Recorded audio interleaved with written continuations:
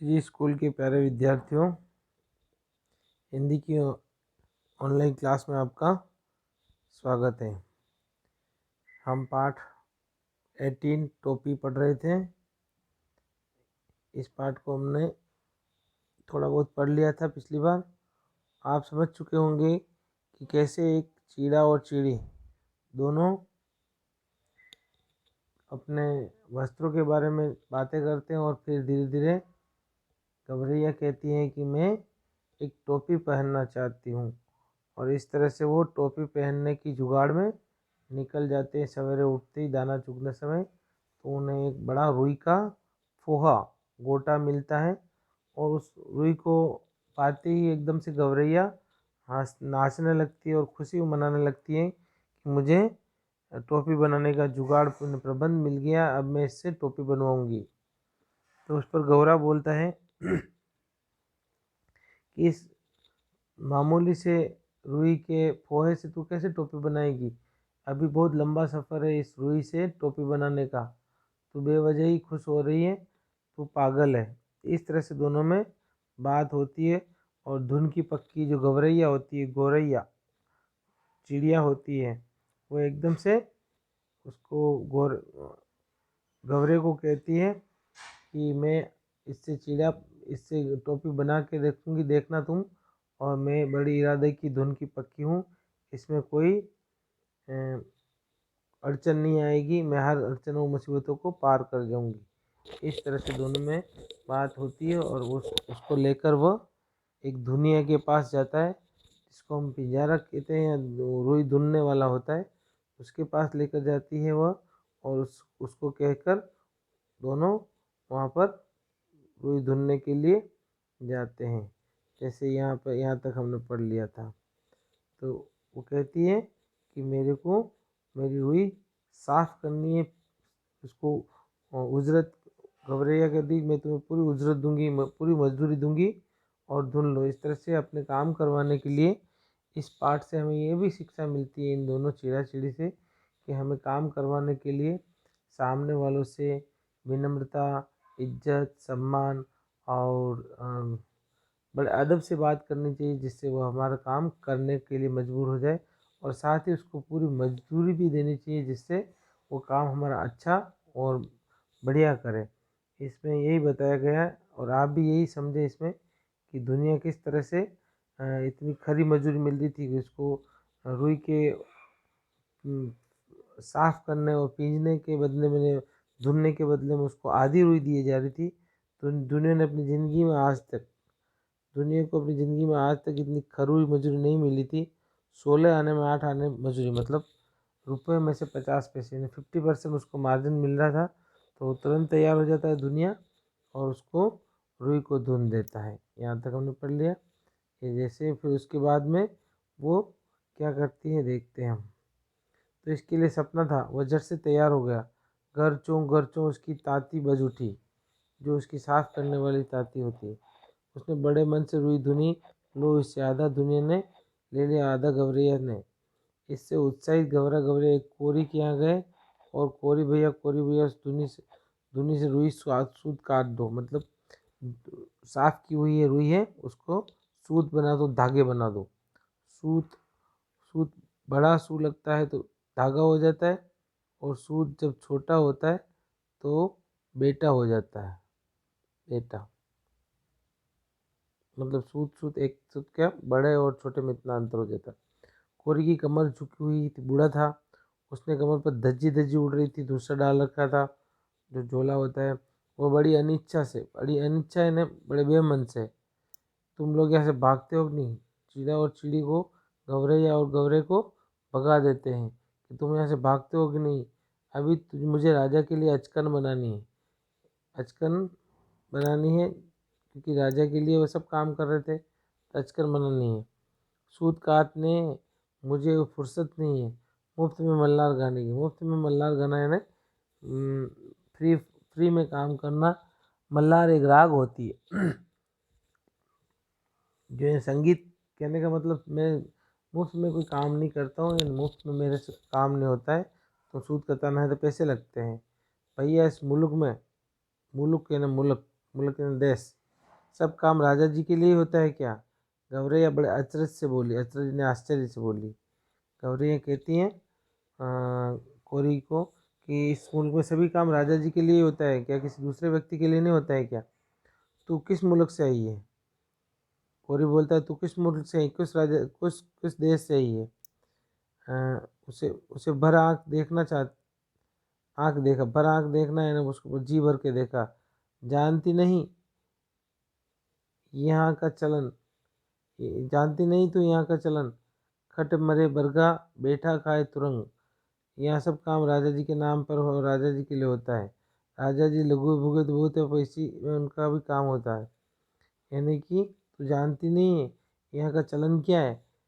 खट मरे बरधा, यानी बैल काम कर करके थक के मर जाए, और बैठा खाए तुरंग, तुरंग यानी घोड़ा, बैठा बैठा तुरंग घोड़ा बैठा बैठा खाता है। यानी राजा जी के जो चेले चपाटे हैं, जो सलाहकार हैं, जो चापलूस करने वाले हैं, वो तो बैठे बैठे खाते हैं, मैंने फ्री फंड का खाते हैं। और खट मरे बरधा यानी बैल जो है वो काम कर करके मर जाता है बेचारा। इस तरह से यहाँ की राज व्यवस्था है।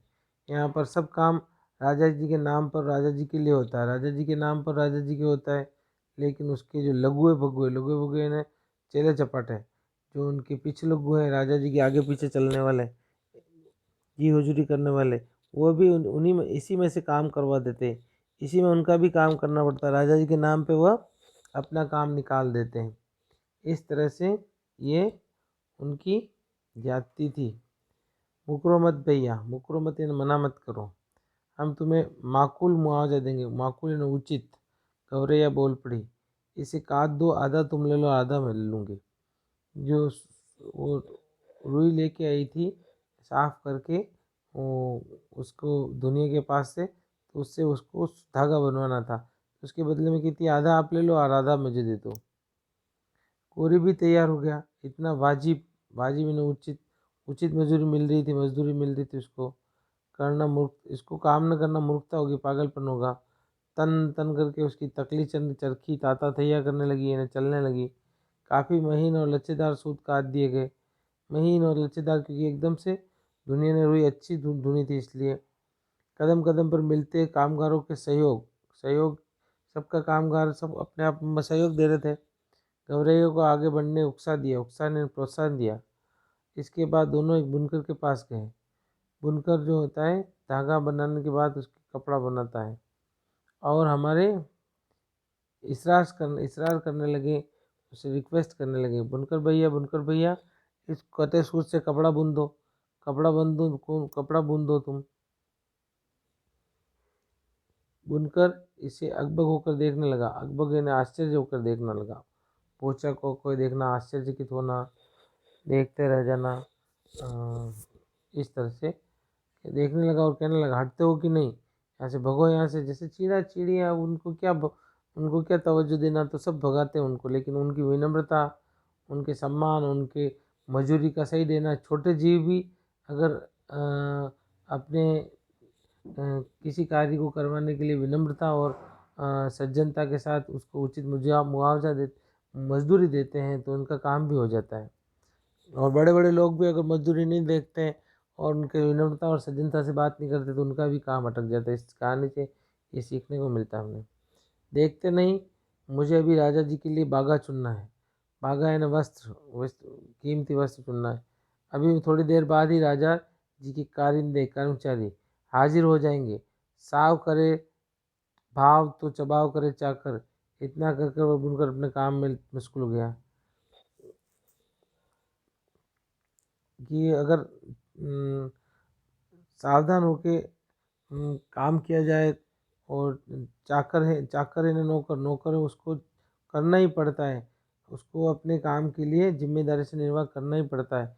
इतना कर कर बुनकर अपने काम में मशगूल हो जाता है, डूब जाता है, लग जाता है, उसमें लीन हो जाता है अपने काम में। उसको पता है कि मेरा काम मेरे को करना है, और राजा जी के अगर कारिंदे कर्मचारी आ जाएंगे तो वो बोलेंगे कि आपने अभी तक काम नहीं किया। इस तरह वह अपना काम करने लग जाता है। ये देख लो आप, ये बुनकर है, ये कपड़े बुनता है धागों से। इस तरह से इनके पास जाती कपड़े बुनवाने के लिए, दोनों चीड़ा और चिड़ी। तो अपने काम को करवाने के लिए वो हर जगह जाती है और अपनी अपनी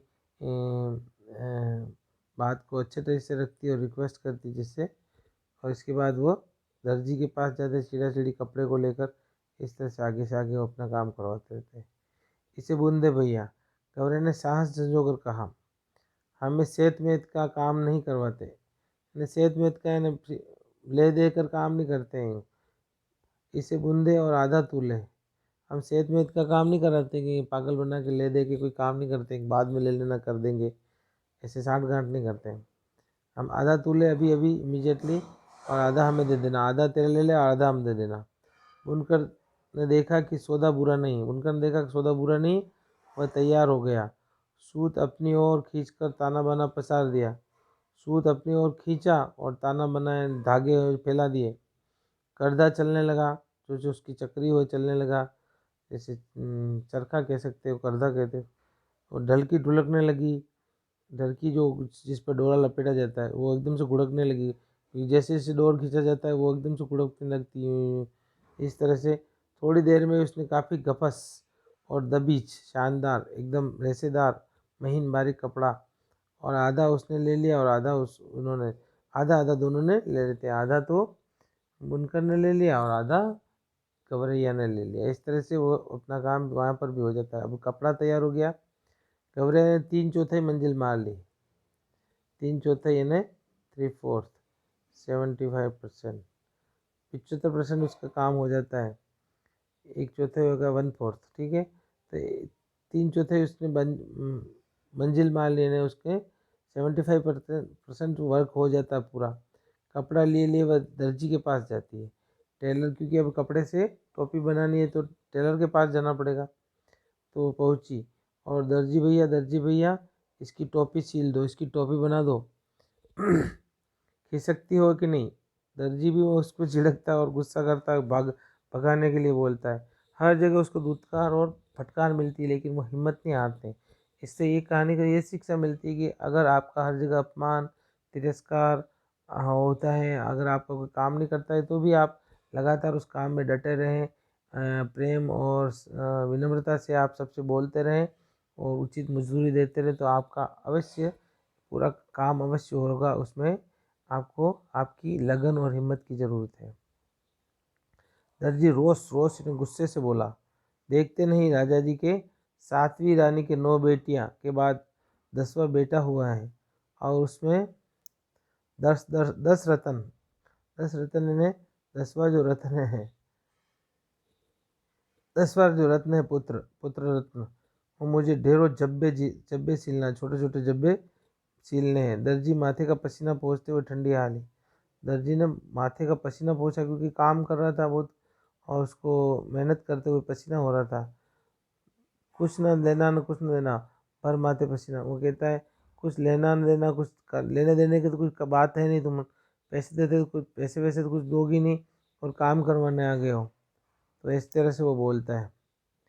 हम तो भाई बेगार में कुछ करवाते नहीं, हम तो बेगार में इन्हें बिना मजदूरी, बेगार इन्हें बिना मजदूरी के काम करना, बिना मजदूरी दिए काम करवाना किसी मजदूर से। एक होता है बेकार, बेकार इन्हें व्यर्थ, बेगार और बेकार, तो आप दोनों के समान जैसे ही लगने वाले हैं, लेकिन ध्यान रखना अलग अलग अर्थ होता है। बेगार इन्हें बिना मजदूरी के काम करवाना। हम बेगार में कुछ काम नहीं करने, फ्री में कोई काम नहीं करवाते, पैसे दे के काम। गौरव बोली, इस बुने कपड़े की टोपी सिल दे, बल्कि 2 टोपियाँ सिल दे, और एक तू ले ले और एक हमें दे दे। ये बात कहती है गौरैया दर्जी को, टेलर को। आधा तू ले ले, आधा कपड़ा, आधे से 2 टोपियाँ बना दे, एक टोपी तेरे रखना, एक हमारे बनना। मुँह मांगी मजदूरी पर कौन मुंजी तैयार नहीं होगा, कौन कंजूस तैयार नहीं होगा। कच कच करके उसकी कैंची चलने लगी टेलर की, और उठी, और उस चूहे की तरह सर उसकी सुई भीतर बाहर होने लगी, क्योंकि मशीन नहीं होती थी, हाथ से सुलती जाती, एकदम से चूहे की तरह आड़ी तिरछी चलने लगी। एकदम से टोपी बनाने के लिए तैयार हो गया वो। बड़े मनोयोग ने पूर्ण कंसंट्रेट हो गए, दिमाग से एकाग्रचित होकर उसने 2 टोपियाँ सील दी। खुश होकर दर्जी ने अपनी ओर से टोपी पर 5 फूदने लगा दिए, 5 झुमके लगा दिए गोल गोल। फूदने जो लटकन होती है छोटे छोटे बच्चों को देखते हैं वो लगा दी। फूदने वाली टोपी पहनकर गौरैया जैसे आपे में नहीं रही। आपे में नहीं रहना मतलब बहुत खुश होना। आपे में नहीं रहना ये मुहावरा, आपे में नहीं रहना बहुत प्रसन्न होना। फूलाना समाना, आपे में नहीं रहना। तो गौरैया जैसे बहुत फूल फूल फूल के कुप्पा हो गई, मतलब बहुत प्रसन्न हो गई। आपे में नहीं। अपनी 1.5 टांगों पर, एक टांग खड़ी थी, एक आधी टांग नाचने के लिए, दोनों 1.5 टांग कहते हैं। फुदक फुदक कर लगी गौरैया दिखाने, मेरी टोपी सबसे निराली, 5 फूदने वाली। इन्हें बहुत प्रसन्न होती थी, वो टोपी को देख देख के इतरा रही थी। वाकई तू रानी लग रही है। उसी बीच गौरा भी बोल जाता है कि रानी आज तो वाकई में तू रानी लग रही है। गौरे अभी आखिरकार कहना ही पड़ा, गौरे को भी उसकी बात को मानना पड़ा और उसकी मेहनत का फल उसको देना ही पड़ा, उसकी तारीफ और सम्मान करके। रानी नहीं राजा कहो मेरे राजा। गौरैया बोलती है कि रानी नहीं हूँ मैं, राजा को मैं, क्यों टोपी राजा लगाता है, मेरे राजा। चिड़े को बोलती हो मेरे राजा। गौरैया ऊंचे उड़ने लगी, ऊंचे ऊंची उड़ान भरने की। अब कौन राजा मेरा मुकाबला करेगा, उसको अब उसको घमंड थोड़ा सा आ गया और वह कहती है मुझे कौन मेरा राजा मुकाबला करे, राजा से भी बढ़िया मेरे टोपी है मेरे माथे पर, मैं राजा से भी सुंदर लग रही हूँ। टोपी पहनते उसके मन में एक नए उल्लास उल्लास ने प्रसन्नता का भाव जोर मारा। और क्यों न उस मुल्क के न देश के राजा का भी एक बार जायजा लिया जाए, पता लगाना, जायजा लेना, जिसके लिए इतने सारे काम होते हैं, इतने सारे पूरे नगर में काम होते हैं। राजा जी का काम हो रहा है, राजा जी कौन से, उनका भी एक बार जायजा पता कर लिया जाए वो है कैसे। उड़ते उड़ते राजा जी के महल के कंगूरे पर जा बैठी। चिड़िया उड़ते उड़ते एकदम से महल के कंगूरा, जो ऊपरी हिस्सा होता है, कंगूरे का अपोजिट होता है नींव, नींव। तो कंगूरा यानी टॉप मोस्ट ऊपर का जो एरिया होता है वो गुंबद होता है, उसको कंगूरा बोलते हैं। तो उड़ते उड़ते चिड़िया वहाँ पर जाकर बैठ जाती है। इस तरह से यहाँ तक हम पढ़ चुके हैं। इससे गौराज गौरी दोनों ही हैं, दोनों बात करते हैं और ये उनके टोपी लगाकर ये फूदने वाली जो फूदने हैं ऊपर, ये फूदने तो एकदम से वो बड़ी सुंदर लगती है। चिड़ा कहता है कि तू तो आज रानी लग रही है, और वो कहता है कि नहीं मैं राजा, मेरे राजा में तो राजा लग रही हूँ। इस तरह से दोनों में बात होती है।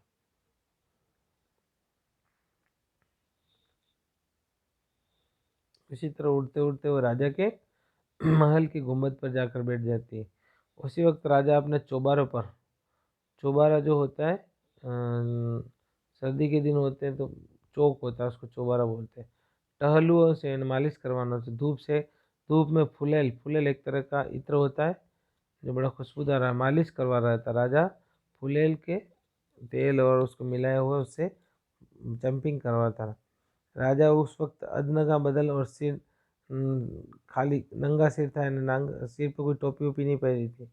एक टोला चंपी कर रहा था, एक टहलू है सिर पे चंपी कर रहा था। जैसे देख लो ये सब टहलू है ना, मालिश करने वाले हैं, ये सब टहलू है मालिश करने वाले। ये सिर पे इसकी चंपिंग कर रहा है, एक पैर के यहाँ पे कुचोटी काट रहा है, एक ये कड़ी चटीके बजा रहा है, एक कमर में मालिश कर रहा है। 3-4 सब अपने अपने टहलू हैं, सब काम करने वाले, मालिश करने वाले हैं। तो कौन कौन क्या, एक टोला सिर पे चंपी कर रहा है, दूसरा हाथ पाँव की उंगलियां फोड़ रहा है, चटीके बजा रहा है। तो तीसरा पीठ पर मुक्की मार रहा है, यानी कमर में उसकी चंपिंग कर रहा है। चौथा पिंडली पर गुदी काट रहा है, कुंडलियों के अंदर इसके एक्यूप्रेशर टाइप होता है, गुदी काट रहा है। गौरैया कंगूरे पर ही चिल्लाई, गौरैया कंगूर से जोर से चिल्लाई, मेरे सिर पर टोपी राजा के सिर पर टोपी नहीं। जोर जोर से चिल्लाती, मेरे सिर पर टोपी राजा के सिर पर टोपी नहीं। ऐसा 2-3 बार वह राजा को चिढ़ाने के लिए बोलती है। मालिश करवाते राजा की नज़र गौरैया पर पड़ी, टकरा गई एकदम से। गौरैया के सिर पर फूदने वाली टोपी देखकर उसकी अकल अकल चकरा गई। अकल चकरा देने एकदम से देखते ही उसको आश्चर्य हुआ, ये कैसे हो गया। और लगातार लटे जा रही थी, बोली जा रही थी, मेरे सिर पर टोपी राजा के सिर पर टोपी नहीं। तो ये बात राजा ने सुन लेता है और उसको बड़ा गुस्सा आता है। अरे कोई मेरी टोपी लाओ, क्या कहता है, अरे मेरी कोई टोपी लाओ जरा जल्दी। राजा दोनों हाथों से अपना सिर ढकते हुए क्या चिल्लाता है, क्योंकि उसको अपनी राजा को अपना सम्मान और कीर्ति की चिंता रहती है कि ये मेरे बारे में ऐसा कैसे कह रही है। जल्दी से वो टोपी लाने के लिए बोलता अपने कर्मचारी को, टहलुओं को सेवकों को, और जल्दी से वह अपने सिर को दोनों हाथों से ढक देता है। टोपी आ गई, राजा ने झट पहन ली। देख ली फुदगुदी, वो कहता है, देख फुदकने वाली है फुदगुदी, मेरी टोपी में। इससे जैसे ही वो कहता है तो वैसे ही वो गौरैया बोलती, मेरी टोपी में 5 फुदने। गौरैया ने अब दूसरा राग अलापना शुरू किया। राग अलापना ये भी एक मुहावरा है, यानी अपनी बात को बार बार कहना, अपनी बात को दोहराना, अपनी बात को कहते जाना। तो अपनी राग अलाप गौरैया ने बोलने चालू कर दिया। राजा की टोपी में एक भी फुदना नहीं, मेरी टोपी में 5 फुदने। इस तरह से 2-4 बार बोलने लगी। मेरी टोपी में फुदने, राजा जी की टोपी में फुदने नहीं, यानी उसके झूमर नहीं, लटकन नहीं। इस तरह से वो जो फुदने होते हैं छोटे छोटे बच्चों के टोपी में देखते हैं और लटका हुआ ऐसा फुदना, तो वो नहीं था। इस तरह से वो उसको राजा जी को चिढ़ाने लगती। आज इन सब बातों से राजा का सिर चकरा जाता और उसको गुस्सा आ जाता है कि ये कैसी चिड़िया है, बार बार मेरे को नीचा दिखाना चाहती है और मेरे बारे में बेइज्जती कर रही है। राजा को बेहद हेटी महसूस हुई, हटीली महसूस हुई। हेटी का मतलब इस मुल्क में महाबली, इस मुल्क यानी देश के महाबली राजा के सामने एक चिड़िया की ये औकात, ये मजाल, वो इस तरह से बिगड़ गया, एकदम गुस्सा हो गया, बिगड़ जाना। वो फुदगुती की गर्दन मसल, एकदम से वो ऐलान करता है राजा, क्योंकि उसके कर्मचारी और सैनिक होते हैं, इस फुदगुती की गर्दन मसल लो, पंख नोच लो, सिपाहियों देर न करो, एकदम से वो ऐलान करता है। तो उसी समय उसके जो मंत्री जी होते हैं वो कहते हैं, क्षमा करें क्षमा करें, खम्मा महाराज इन्हें क्षमा करें, खम्मा बड़ी क्षमा गणी, क्षमा करो, बहुत क्षमा करो मुझे। मंत्री ने हाथ जोड़ लिए, मच्छर मारकर हाथ क्यों गंदा किया जाए, इन्हें छोटे जीवों से मारना, उनकी अपनी बेइज्जती होगी, अपना अच्छा नहीं लगेगा कैसे छोटे जीवों से उलझना। मच्छर मारकर हाथ क्यों गंदा किया ना, अपने आप चली जाएगी, अपने आप चली जाएगी, अपने आप ये खत्म हो जाएगी। अब राजा सिपाही से बोला, ऐसे नहीं मानेगी, ये ऐसे नहीं मानेगी, इसकी टोपी छीन लो, इसकी टोपी छीन लो, ये ऐसे जाने वाली नहीं है, और जल्दी से इसको मार डालो। आओ, इससे मेरे पैरों में ठोकर मारूं, और जल्दी से टोपी लाओ, इस छीन लो, मैं इसकी टोपी को ठोकर मार के इसके घमंड को धराशायी कर देता हूँ। एक सिपाही ने गुलेल मारकर, गुलेल जो हो रही है पक्षियों के मारने के लिए गुलेल होती है, तो उसको निशाना एकदम से लगता है और गौरैया टोपी के नीचे गिरा दी, और दूसरे सिपाही ने झट वो टोपी लपक ली, राजा के सामने पेश कर दी गई। राजा टोपी के पैरों में मसलने लगा, एकदम से उस पर पैर रगड़ने वाला था, टोपी को मसलने वाला था, और चाह रहा था कि उसकी खूबसूरती देख कर टंग। राजा ने जैसे ही उसकी टोपी की खूबसूरती देखा कि कितनी एकदम शानदार महीन और गफस उसका कपड़ा है, उसकी कलंगी और इसका ऊपर फुदने, दंग रह गया, आश्चर्यचकित हो गया, दंग रह गया। कारीगरी के इस नायाब यानी विशेष, खास, स्पेशल नायाब नमूने को देखकर वह जड़ हो गया, एकदम से एकदम स्थिर हो गया। ये कैसे हो सकता है, इतनी बढ़िया टोपी कौन बना सकता है, मेरे राज्य में इतनी खूबसूरत टोपी दूसरे दूसरे के पास कैसे पहुंची। मेरे पास तो मेरे पास इतने मुकुट हैं, टोपियाँ हैं, पगड़ियाँ हैं, लेकिन इतनी शानदार नहीं, ये इतनी बढ़िया कैसे पहुंची, किसने बनाई। सोचते हुए राजा ने उलट पुलट कर देखने लगा, उल्टा पुलट कर टोपी को देखने लगा। इतना इतनी नगीना टोपी इस मुल्क में बनाई किसने, इतनी शानदार टोपी किसने बनाई। राजा के मन में ख्याल आता है और उसके हुनरमंद कारीगर को खोज करने लगा। राजा चाहे और पता न लगे, हुनरमंद कारीगर को पता लगाना चाह। राजा किसी बात को चाहे और पता न लगे कि उसके पास सब गुप्तवेदी भी होते हैं, उसकी कामचारी सब तरफ उसका पता होता है, तो वो चाहे जिसको बात का पता लगा सकता है। गिरते पड़ते दर्जी हाजिर हुआ, दर्जी को बुला दिया गया, किसने बनाई ये टोपी। दुहई अन्नदाता, हो कहता दुहई आपकी मेहरबानी है अन्नदाता, अन्न देने वाले, इतनी बढ़िया टोपी तुमने कभी हमारे लिए क्यों नहीं बनाई। राजा बोलता है, तुमने इतनी बढ़िया टोपी बनाई इस चिड़िया के लिए, हमारे क्यों नहीं बनाई। मेघों की तरह गड़गड़ाहट मानिन, मेघ जैसे गड़गड़ते हैं वैसे गुस्सा करके राजा बोला, दुहाई अन्नदाता, हमें दुहाई नहीं है, वजह बताओ। राजा कहता है, दुआ ही नहीं चाहिए मुझे, हमारे को वजह बताओ कि क्यों बने इतनी बढ़िया। वो कहता कपड़ा बहुत उम्दा उम्दा है ना, बहुत शानदार था, एकदम गफस और दबीज, एकदम मुलायम और एकदम से अच्छा गूंथा हुआ। ऐसा उम्दा कपड़ा किसने बुना? नाक की माने राजा फूंक मारने लगा, एकदम गुस्से में फुफकार मारने लगा, ऐसा कपड़ा इतना बढ़िया किसने बनाया? गिरते पुरते बुनकर हाजिर हुआ, माफ़ी बख्शे सरकार, माफ़ करें मुझे। माफ़ी नहीं, वजह बताओ। सबसे वो वजह बोलता है कि इतना अच्छा कैसे किया, क्यों किया, हमारे लिए क्यों नहीं किया? उसका उत्तर आगे मिलेगा। तो सूत बड़ा उम्दा था, बड़ा अच्छा था सरकार, एक महीन और लच्छेदार सूत था। इतना महीन और सूत किसने कहा था? शेर की मानी राजा ने दहाड़ लगी, शेर की तरह मानी नहीं, शेर की तरह राजा ने जोर से दहाड़ लगी सच को जानने के लिए, इतना अच्छा सूत किसने काटा है, इतनी अच्छी कपड़ा किसने बुना है, और इतनी इतने अच्छी बढ़िया सिलाई किसने की, सबका पता लगाते लगाते राजा कहाँ तक पहुँचता है, इसके आगे वाले टर्न पे हम पढ़ेंगे इसके शब्दार्थ। और आपको जो बनने वाले क्वेश्चन है वो आप पाठ पढ़ते हुए उसको क्वेश्चन को बनाएं और उसको समझें। शब्दार्थ और मुहावरे जितने भी मैंने बनाए इसमें बताए, पढ़ाते समय अंडरलाइन किए, मुहावरे को लिखे, उनके अर्थ भी लिखे। मुहावरे काफ़ी हैं और अच्छे मुहावरे एग्जाम में आने जैसे आगे की क्लासों में भी काम आएंगे आपके। स्वस्थ रहें, मस्त रहें और माता पिता की कहना माने और उनका आशीर्वाद लें। धन्यवाद।